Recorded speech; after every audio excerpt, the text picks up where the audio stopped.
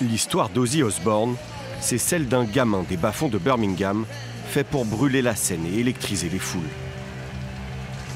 Né en 1948, adolescent rêveur, le jeune Ozzy quitte l'école à l'âge de 15 ans.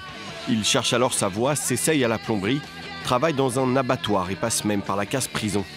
À la fin des années 60, son destin bascule. Avec son groupe Black Sabbath, il va dynamiter le rock dans les années 70 et marquer à tout jamais l'histoire d'un nouveau genre musical, le heavy metal. 75 millions d'albums vendus et des titres cultes comme Paranoid, War Pigs ou Iron Man.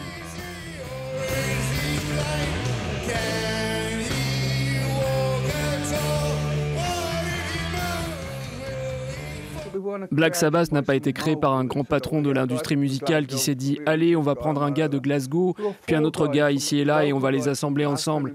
Nous étions 4 gars, des purs produits d'Aston près de Birmingham, qui ont eu du succès.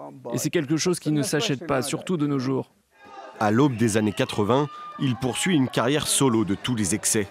Habitué aux frasques sur scène, grand consommateur de drogue, Osbourne brûle la vie par les deux bouts. Quitte à virer parfois à la caricature, comme en janvier 1982 lorsqu'il croque la tête d'une chauve-souris vivante en plein concert.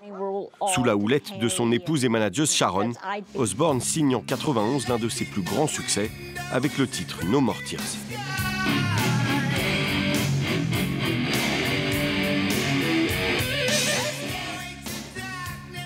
Il devient même une star de la télé-réalité au début des années 2000 avec l'émission The Osbournes. Touché par la maladie de Parkinson, visiblement diminuée, Ozzy réunit ses 3 copains de Black Sabbath pour un dernier concert d'adieu dans leur ville natale de Birmingham le 5 juillet dernier. Avant de s'éteindre quelques jours plus tard entouré de ses proches, à l'âge de 76 ans.